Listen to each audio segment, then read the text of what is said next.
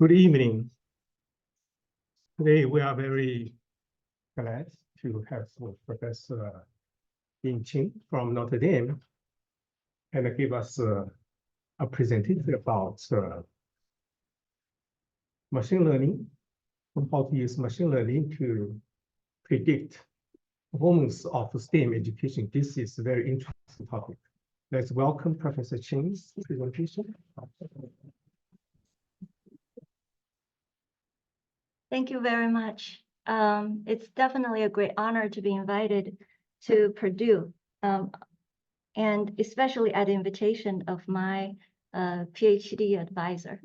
And today I'm really excited to share with you some of the most recent work that our group has been working on.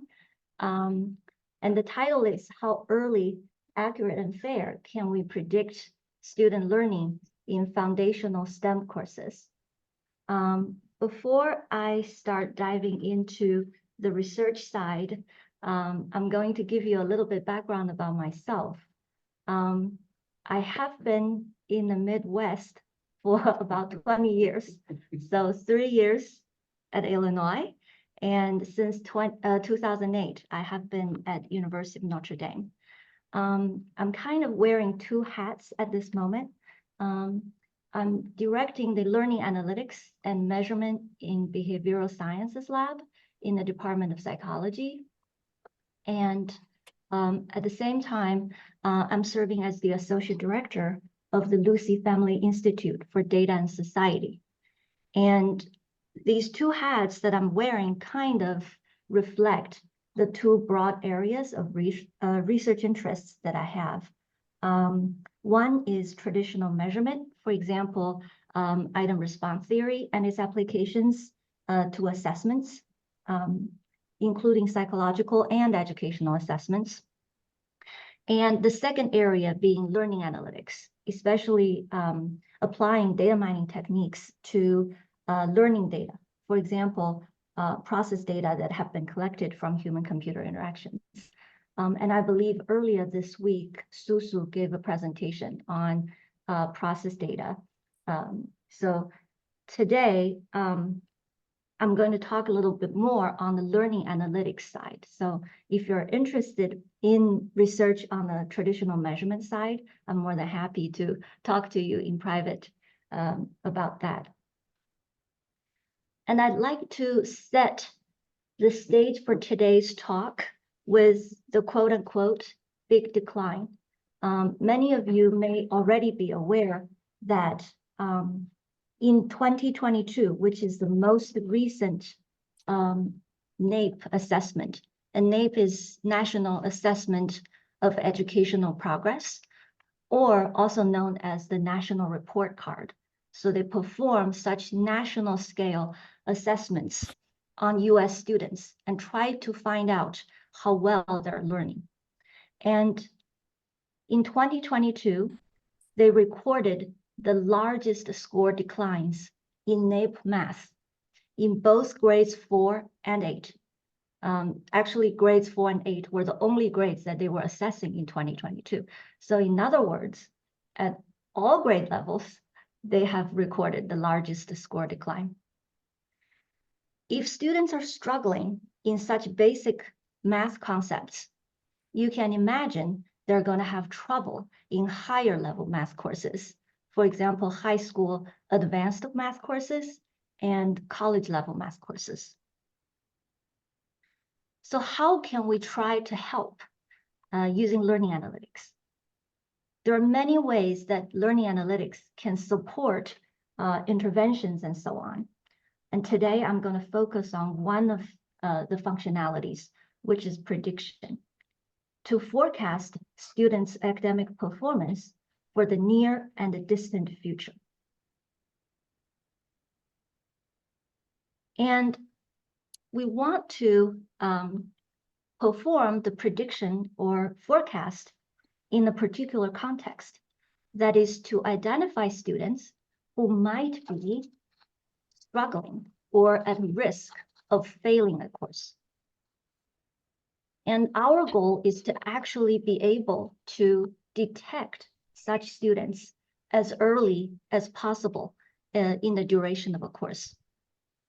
But to do that, there are multiple challenges. Number one, if you want to do this early, you have to rely on a very small amount of student learning data. The earlier you try this, the less amount of data you have.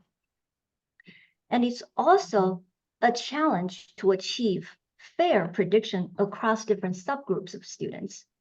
Imagine you want to achieve high level of accuracy for minority students. You have even less data on those. And the third challenge is, given the very limited amount of data, how can we provide interpretable and actionable feedback to instructors and students? So I'm going to present two studies that are going to address such challenges. And the first study is a college level foundational course in chemistry. And in that study, our focus is actually how accurate and how early. Unfortunately, we don't have demographic information for that course, so we cannot analyze how fair our prediction is. Instead, we're going to focus on that question in the second study in the context of high school advanced placement statistic course. So let's take a look at study one. This is actually a organic chemistry course, and the data that we collected was in spring 2023. This is a course that's routinely considered as the gateway course or weeder course. And it's typically taken by first-year students in the College of Science in the spring semester, so the second semester of their freshman year. It's also the first semester of a two-semester sequence. So the next course is called Orgo 2. So this is Orgo 1, Organic Chemistry 1. Orgo 2 is typically taken in the first semester of their sophomore year. Our data include 391 students in Orgo 1 across 4 sections who complete the course. Now, the data that we have include weekly homework assignments or quizzes and tutorial practice questions and their exam performances. And the research questions that we have are threefold. Number one is, how can we define the performance groups? And how do students in different performance groups exhibit different characteristics in their learning and studying habits? I think earlier I mentioned we want to predict which students are going to be struggling or be at risk of failing. So in a way, it seems that the performance groups are already defined. It's those students who failed the course. But during our research, we actually found out that that might not be adequate. There's actually a very, very small number of students who withdrew or failed this particular course. There's a larger number of students who have trouble in the second course, so in Orgo 2. Students who pass Orgo 1 does not necessarily mean that they are going to be successful in Orgo 2. It's only those who actually thrive in Orgo 1 can actually go through Orgo 2 smoothly. So the definition of the performance group is a question in itself. At the same time, we don't necessarily want to focus on only those handful of students who fail the course, because if you do so, you're devoting a lot of resources on very, very few people.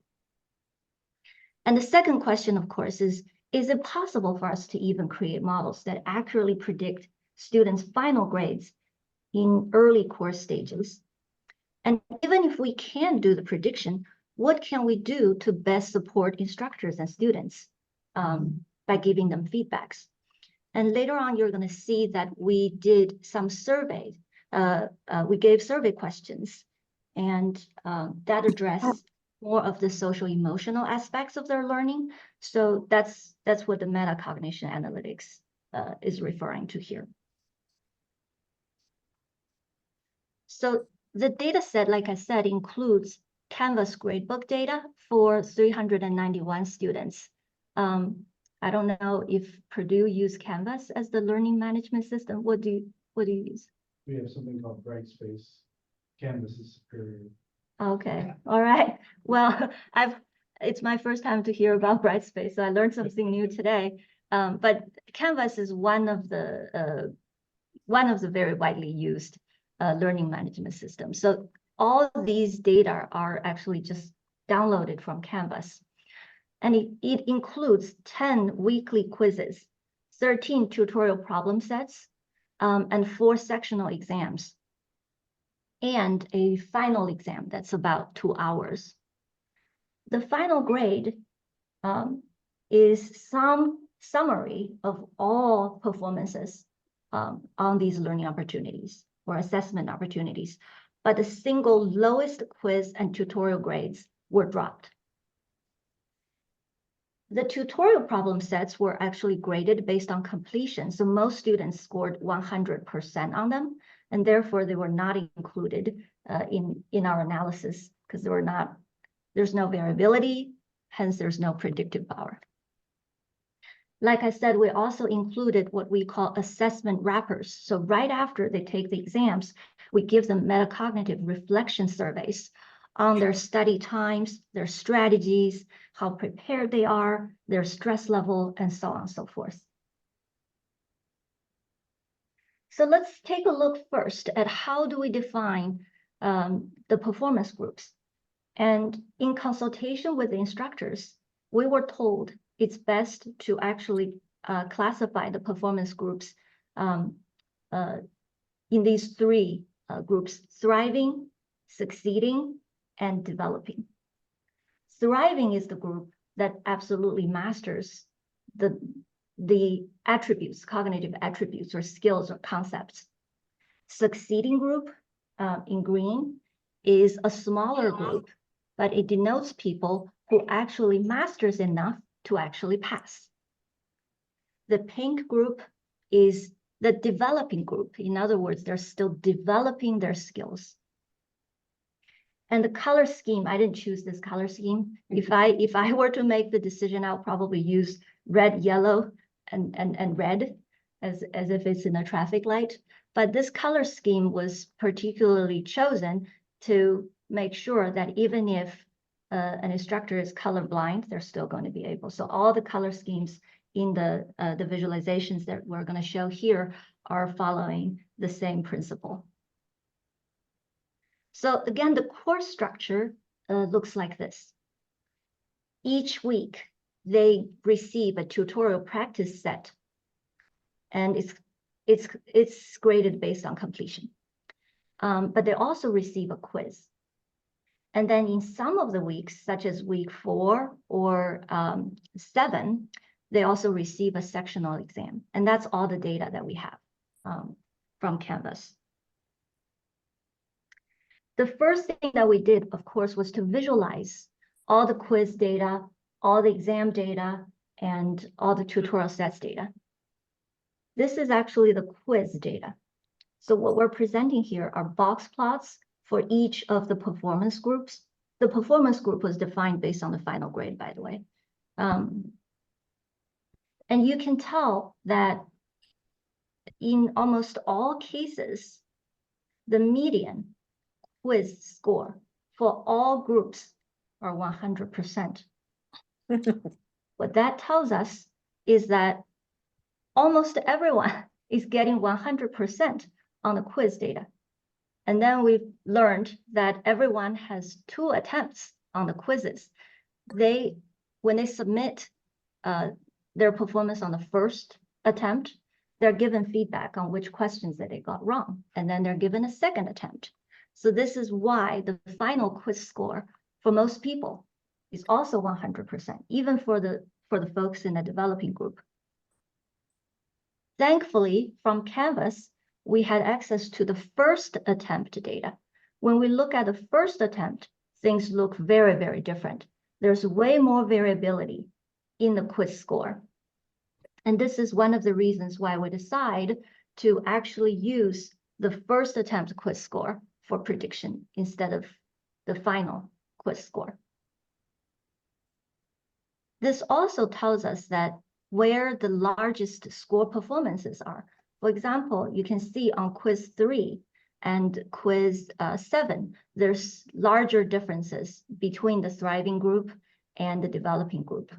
And by looking at what topic those quizzes address, you can provide information back to the instructors and let them know these are probably the topics that students in the developing group struggle more with, even though on the second attempt, they may be getting it right. So like I said, we actually have a very limited types of data. It's all Canvas data. And based on these data, we try to perform a prediction of the final grade.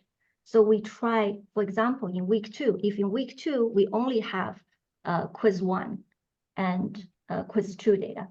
If we do it in week 4, we have quiz 1, quiz 2, quiz 3, and exam 1, and so on and so forth. So we tried this at different time points and try to see if we're able to come up with a classification model that can accurately predict final performance groups. In this particular study, we used ordinal random forest models to do the prediction and used 70% of the data as the training data and the remaining 30% for the test set. And we needed to do the pre-processing to balance the training data because there were way fewer people in the developing group than the thriving and succeeding group. So if you don't balance the label, you're going to see that it's going to create some problems. For evaluation, we used 2 metrics, accuracy and Cohen's kappa. Oh my God. The choice of Cohen's kappa was made because we wanted to control for a chance level of agreement. So you can have a prediction, and this is, let's say, the truth. And kappa actually measures the agreement between the two, but controls for just by chance alone how much agreement you could have. So by looking at week 4, you actually can tell that accuracy is not bad. You reach an accuracy level above 70%, okay? But kappa, after you control for chance agreement, drops to 0.54-ish. And if you look at the variable importance, exam 1 is the dominant predictor, basically. And by week 7, accuracy actually improves to about 0.85. And kappa also improves to about 0.75. Please note that for a kappa of 0.75, it's actually quite substantial. So I gave some guidelines down here so that you can contextualize the size of kappa. It's actually quite sizable in social sciences to get a kappa of 0.75. And if we look at the variable importance values, you can see that, again, exam 1 and exam 2 are obviously carrying the most weight. But it's a little bit surprising to me when I noticed that actually exam 1 was at the very top. Because if you think about it, this is predicting final course grade. And exam 1 still has such a strong influence when it was supposed to be covering a lot of the basic, very basic materials. So in a nutshell, we can try to do early prediction. Week 4 is fairly good. Week 7, we actually get pretty good prediction accuracy. Week 7 is actually less than half of the course because it's a 16-week semester. So to us, the next question is, if we can perform early prediction, then what do we do?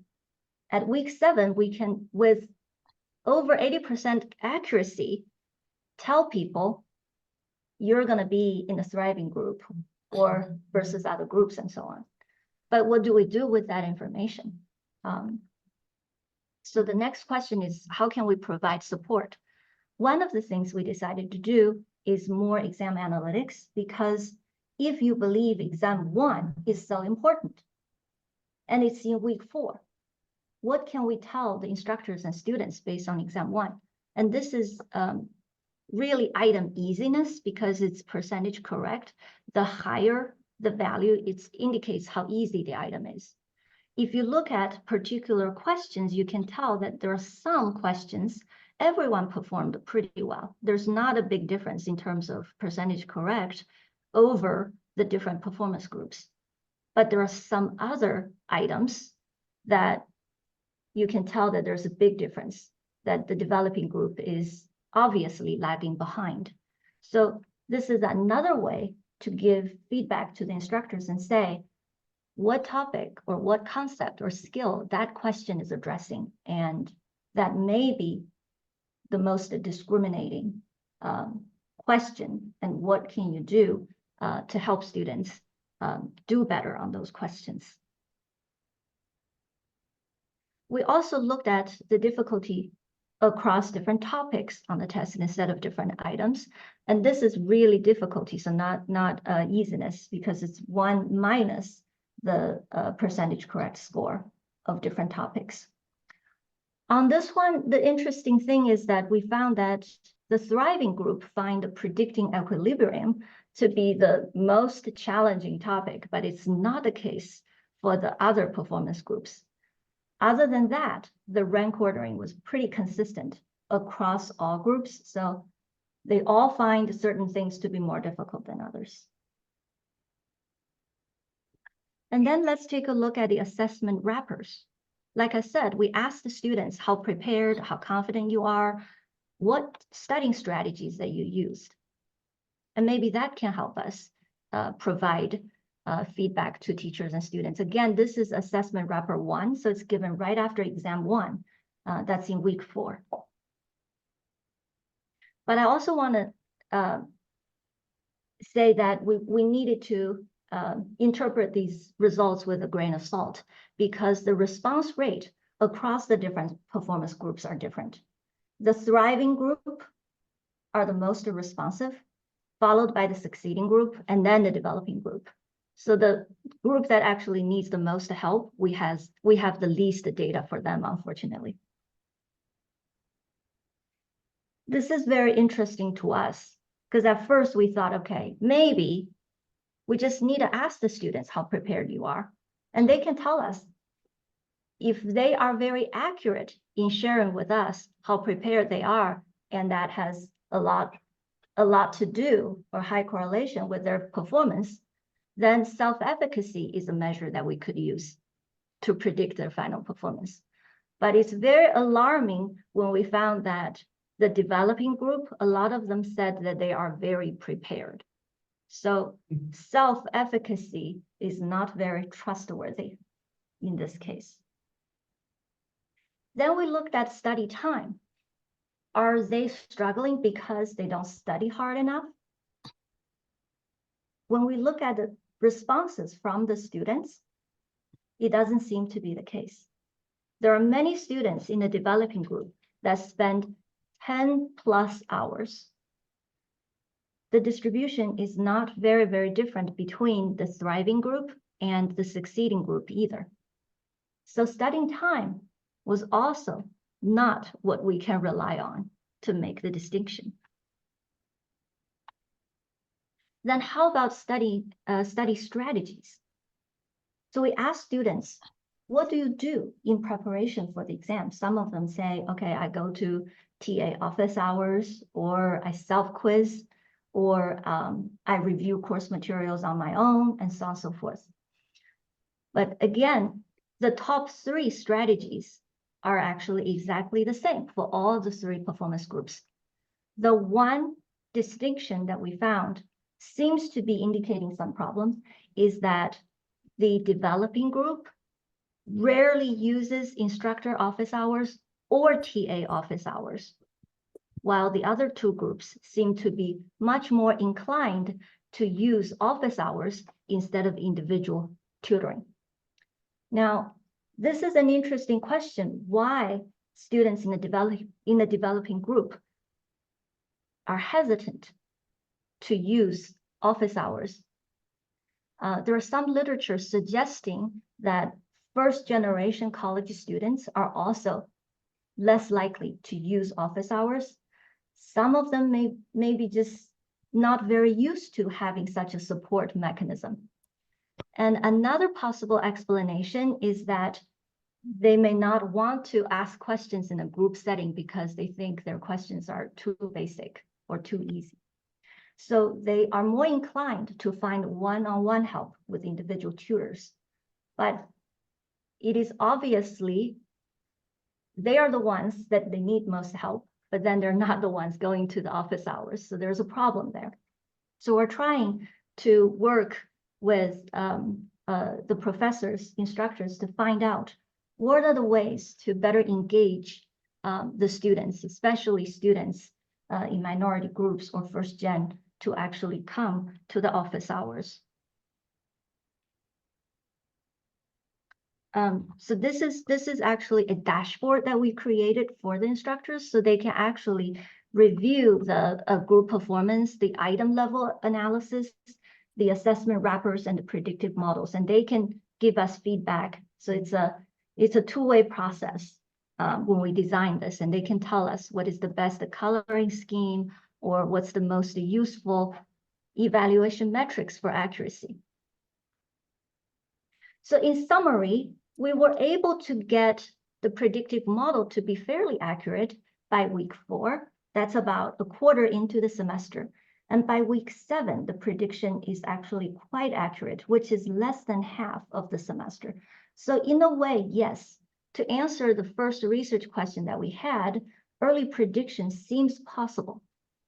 But if we had access to more data, for example, if we had access to academic history data, maybe we could be more accurate even earlier. But that's the next question, I guess, is how we can actually do this with different data types.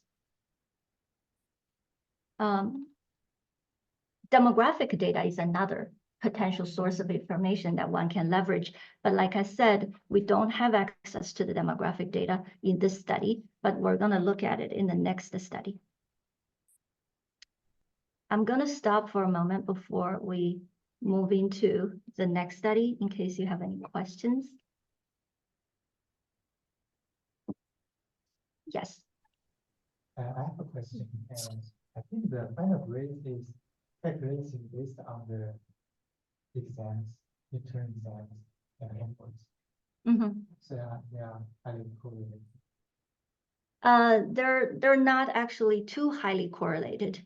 The sectional exam scores and the final exam score are sort of correlated. The final grades is actually a summary of many of these scores together. Yes, so we're not surprised that the sectional exam scores are going to be highly predictive, but the performance groups are defined on the final grades. If you look at the correlations, we actually did a heat map. The sectional exam scores are actually the most predictive of the final grade. So yeah, that's a given, I think, because the final grade is calculated based on those.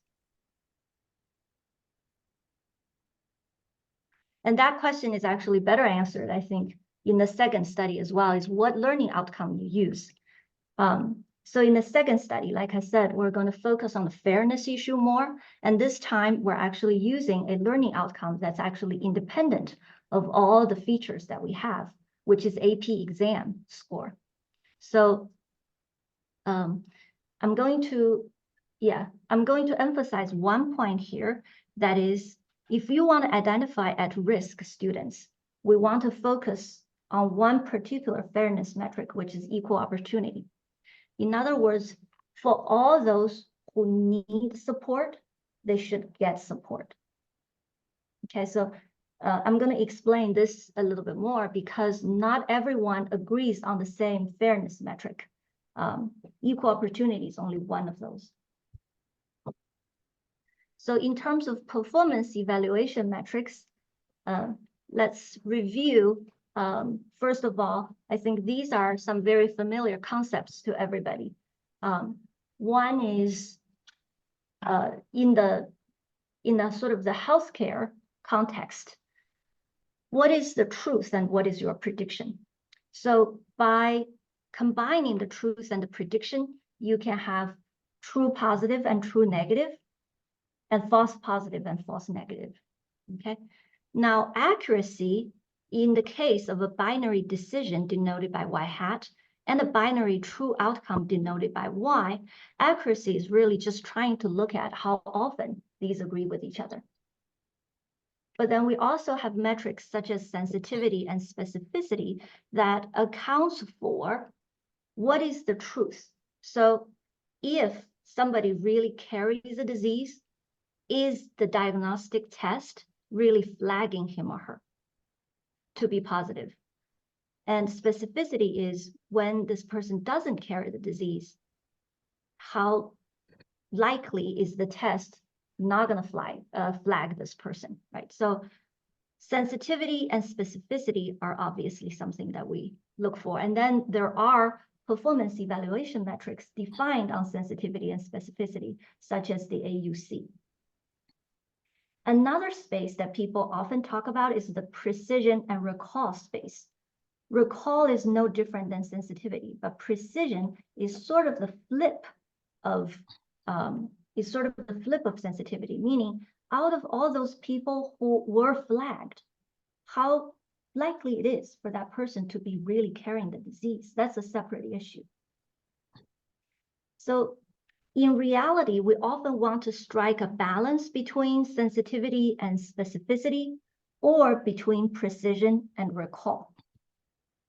So there are also metrics that are defined as balanced accuracy or F1 score, which is in this case an arithmetic mean of sensitivity and specificity, and in the case of F1 score, it's the harmonic mean of precision and recall. Okay. If you think about the first study, we actually chose accuracy and kappa.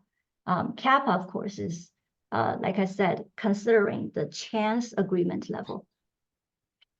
Precision and recall space also takes into account a little bit of that, because if you have a disease that is with very high base rate, in other words, let's say 90% of people carry such a disease, then if you really want to reach high accuracy, anyone who comes in, you just say, okay, you carry the disease, and you can already achieve high accuracy, right?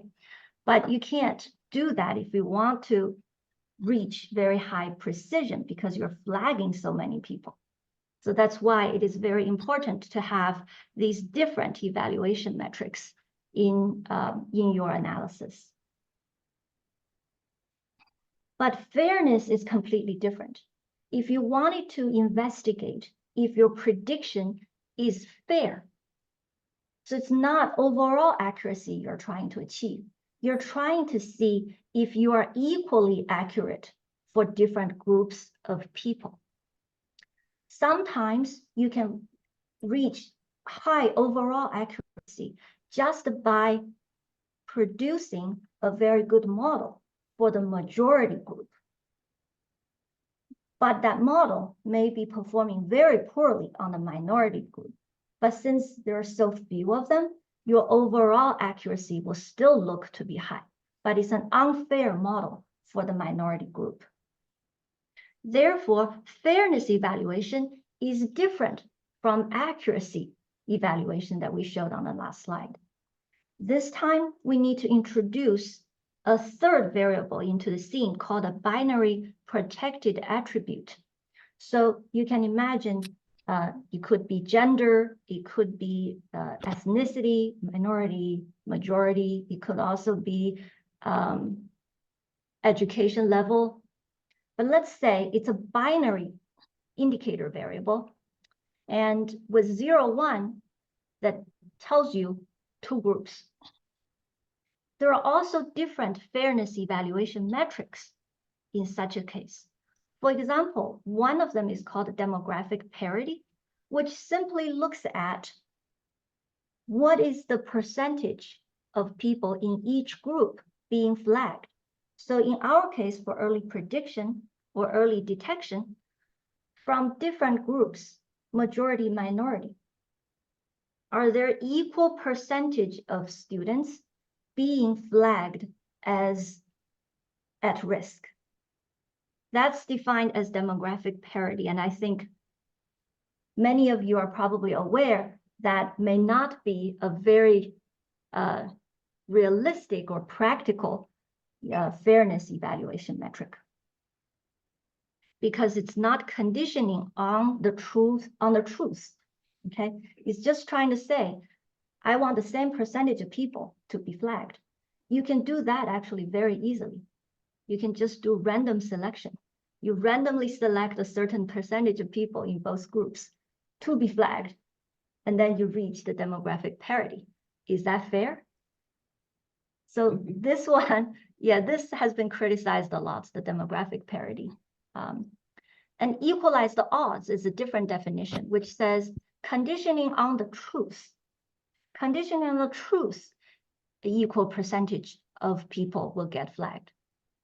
If the truth is 1, it's essentially saying we should have equal true positive rate across the two groups. If Y is 0, this is the same as saying we should have equal false positive rate across the two groups. Equal opportunity is the one that I mentioned earlier that says if these students are really at risk, so the truth is that Y is a 1, regardless which group they belong to, they should have an equal chance to be flagged as at risk so that they can get support. So they have equal opportunity to be supported. The last one is actually equal precision. So again, precision versus sensitivity, they're flipped. So this one is called predictive parity. That says for all people who are flagged as being at risk, regardless which group they are, they have equal chance to be truly at risk. Those are two different things. Again, they're very different concepts. We argue that in our context, equal opportunity is what we wanted to achieve. That is, if you do need support, you get support, you get flagged, so you get attention. Does that make sense? But this is arguable. In machine learning literature, there are dozens of fairness evaluation metrics. I only picked 4 here to present to you. There are dozens of those. And there are different rationales to argue or in support of one over the other. In our case, we believe equal opportunity is the most reasonable one, or the most reasonable goal to achieve. If you want to achieve fairness, obviously you want to avoid bias. But bias can be present in many different ways. It can be present in the data. It can be present in the model. And I think you probably have heard of many cases when, for example, that like in imaging, right? They wanted to recognize facial expressions, and some of those automated facial recognition algorithms are way more accurate in recognizing the features of people from a majority group than from a minority group, simply because they have so few data in their training data set that are from the minority group. So the bias can be present in many cases in data, in the model, in the training, in the model training process, in the evaluation metric you choose, and in the interpretation. And because of that, there are different tools or strategies to deal with bias, which can be roughly divided into 3 stages: pre-processing, in-processing, and post-processing. Pre-processing basically deal with bias in the data set. If you have, for example, too few cases of minority in your data set, well, then that's a problem. In-processing basically says I need to train a model, I need to modify the training process so I can generate fair outcomes. Post-processing is calibrating the predicted results given the particular metric that you have chosen as your fairness metric.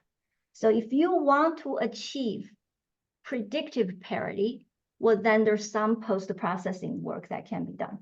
If you want to achieve equal opportunity, then there's some other type of post-processing you can do. So it's dependent on what evaluation metric you choose. And there exist different bias mitigation methods for each of those. In pre-processing, like I said, you could do reweighting, so you have more balanced group representation.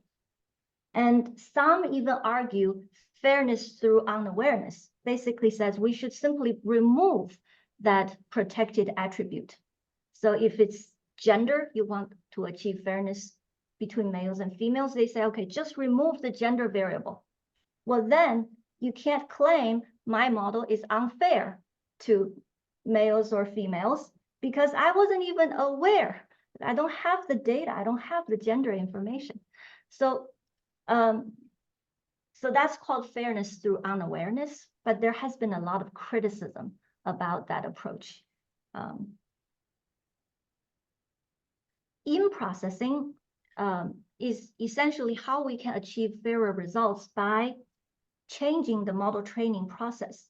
One of those approaches is called prejudice remover, which basically adds fairness as a constraint. So for example, if you want to achieve equal opportunity, then you can calculate the two probabilities, right? The two probabilities for each group, male or female, and say, I want to minimize that difference. So that is added as a constraint to the likelihood function. It's added as a penalty so that when you maximize the likelihood, you want it to actually minimize that difference. So that's an in-processing method. With post-processing, this is also a very interesting concept, and many people may not necessarily agree with this because this is post hoc changing the prediction label. So it's saying, okay, I found that the prediction is not quite fair based on my evaluation metric. Then post-processing, take your predicted label and change them. So a lot of people may not agree with such a practice, but in the machine learning literature, this is a heavily discussed approach because it's oblivious. What they're arguing is that it's an advantage. All we need is your predicted label and the predicted attribute. We don't even need to have access to your predictors, X. We don't need to have access to the model itself, the functional form of the predictive model. All we need to do is just changing the predictive labels at the end. And there are ways statistically to address that. For example, if you imagine that for both males and females, you calculate a continuous score for them. Let's say you're trying to decide to approve their loan or not. You have a credit score, but you artificially use different thresholds depending on which group they belong to. That kind of different thresholds you use on the same credit score scheme, you're not changing the predictive model. That's how you calculate the credit score. You're just changing the threshold. That's post-processing, trying to, in the end, change the predictive label. And there are ways to do that. For example, equal odds post-processing is if you wanted to achieve equal odds across the groups, then that's the post-processing strategy that you could use. So I'm going to quickly go through the data that we have. This is from AP statistics data. So the learning data we have are, for example, assignments, how people get things right or wrong, the number of questions they practiced, but we also had access to some process data, such as when they started working on a practice, the average response time on each question, and so on and so forth.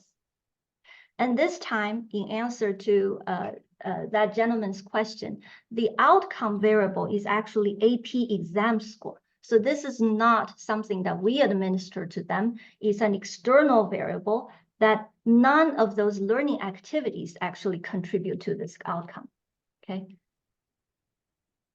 And we code the AP exam score as 0 or 1. So if you get a 3 or lower, it's very unlikely you're going to receive college credit based on the AP class. So that's coded as 0 and otherwise coded as 1. Okay. So in this study, we looked at, again, because we wanted to do early prediction accurately and fairly, we tried different strategies to achieve the fairness goal. You can use the original data set, okay? So without any processing, you could use a balanced data set. So this is pre-processing when you do the reweighting. You could also exclude the specific sensitive feature. If it's gender, you remove gender. Again, I understand this is a very controversial practice, but this is one of the pre-processing method.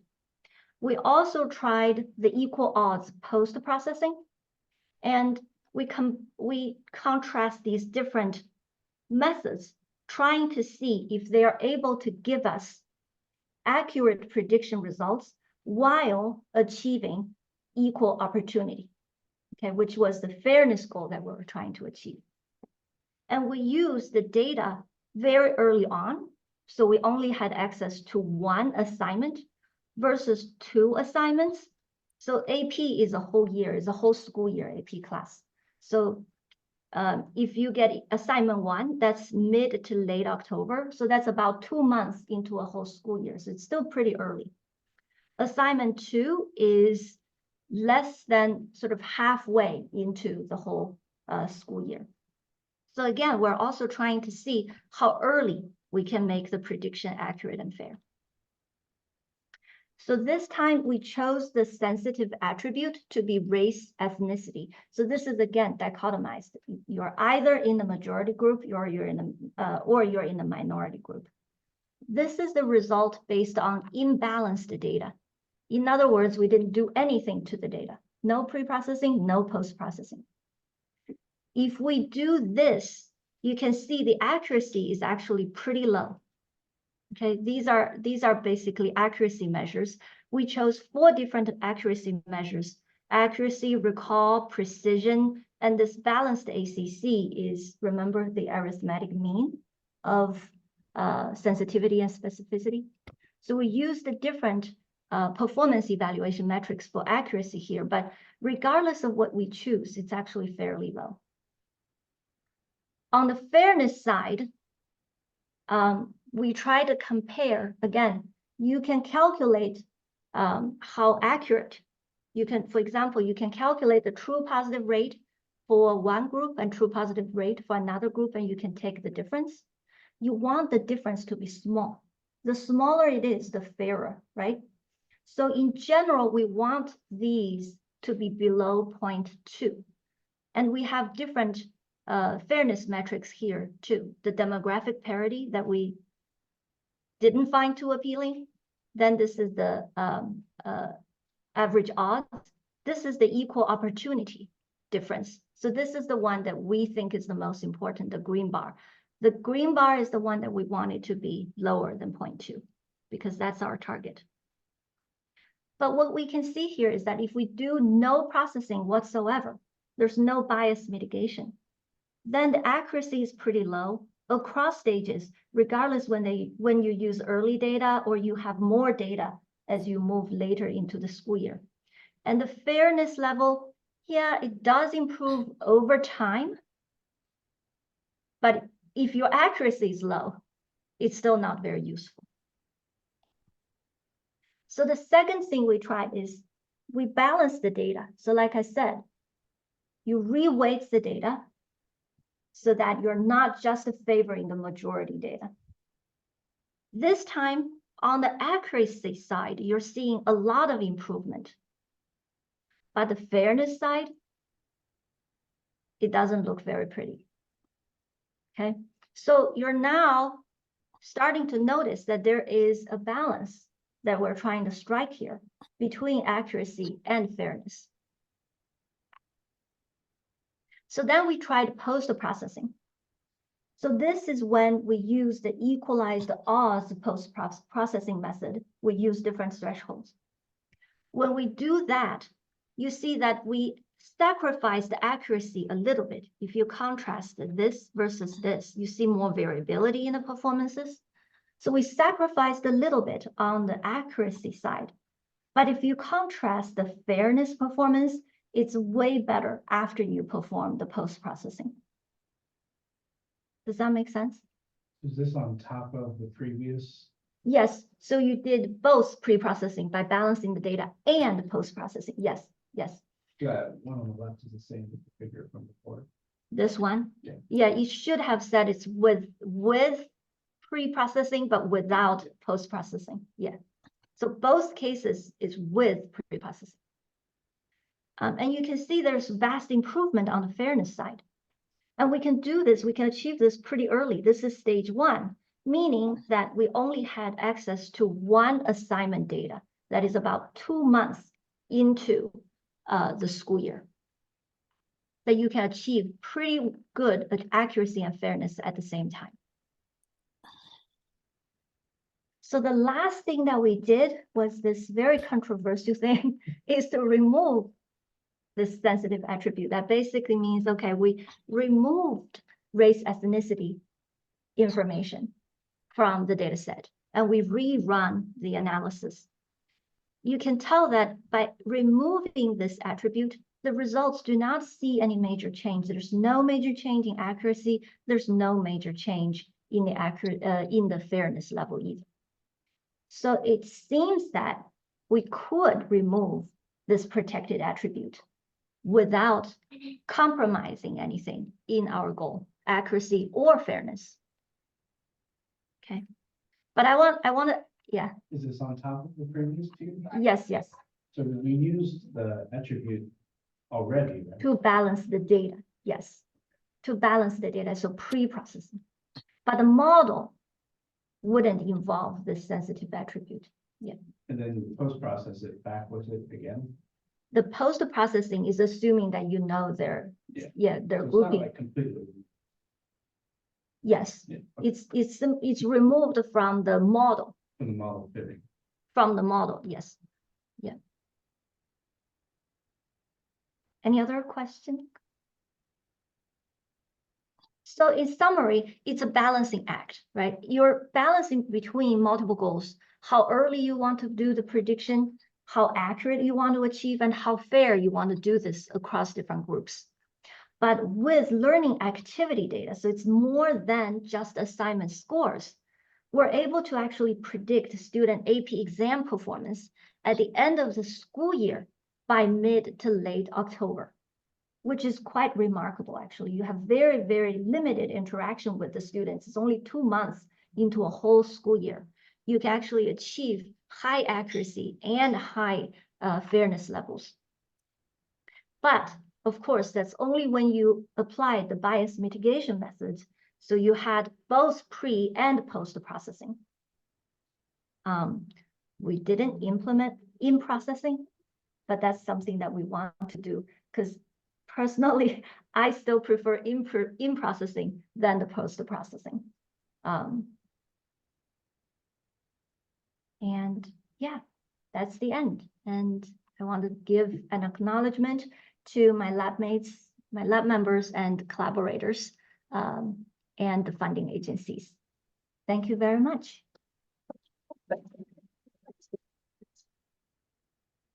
Thank you. Thank you very much for such great presentation, and I learned a lot. I think even in the artificial intelligence era, and basic statistical reasoning, psychometric work to develop new methodologies still, it's ongoing. We have to develop these methods in the new situation. Nothing is automatic. Nothing is a black box. For that part, I think we learn a lot from Professor Cheng. If you have any questions, and we can ask the audience if online people, if you have any questions. Yeah, it's good number, but 29 people. Yeah, go ahead. I had one. So can I go all the way back to study 1? Yeah. You don't have to go to the slides. Oh, okay. I study a slightly different topic, but I was interested in the wrapper type of questions, and I was thinking about how many of the students might not want to divulge to you that they didn't study or these other things. It seems like you may just have a distribution of Mhm. people who want to save face or say different things. Mhm. We've studied this in decision making to try and get people to tell us whether they're doing something they don't want to do. And one researcher found that in studying people who are at risk of pregnancy, they asked them a question that was like, what are the chances that you might get pregnant? Mm. And that was it. And that was actually surprisingly predictive. But if they asked them how often they engaged in sexual behaviors, they weren't getting predictive results to the people that came back pregnant later. I was curious, like, if you could ask like a simpler question, like, what are the chances that you might pass or fail or to, if that might help increase the predictive power of their own responses. Mhm. That's a great question, actually. We didn't use any of the assessment wrapper data in the prediction. We could. We didn't. We didn't use any of the What assessment role did wrapper it data. play? I'm sorry? What role did it play? So we were trying to use them to inform the instructors, Yeah, like what was happening. Okay. like what was happening, because we thought, okay, maybe it's studying time differences, but it's not. At Well, it's least not not on set. surface. Yeah. Yes, social desirability is certainly possible, Yeah. right? It's certainly a possible source of bias when you use self-report. So, yeah, certainly. Some of the things that make prediction better, like in the second study, like when you're trying to look at their studying habits, right? You could ask them, do you always, wait until the last minute to start working, or do you really jumpstart, right? You get a jumpstart very early. When we have in the AP study, we actually have access to that information. We don't need to ask them.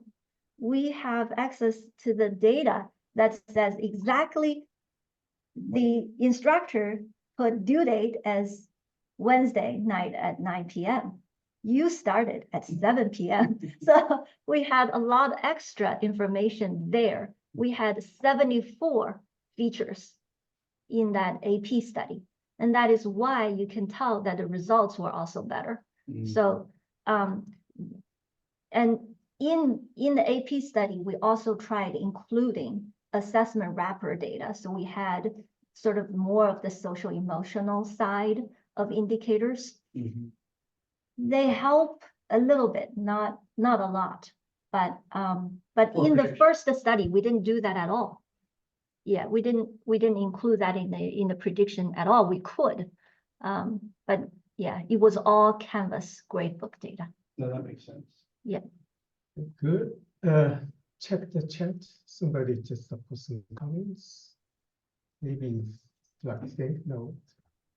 Wow, Yeah. that's good. Thank you very much. Very good. So we will end this presentation. Let's thank Professor Cheng again.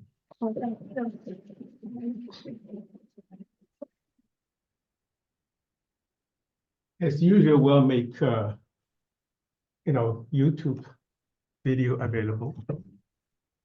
Maybe tonight. Let me see. For this meeting studies,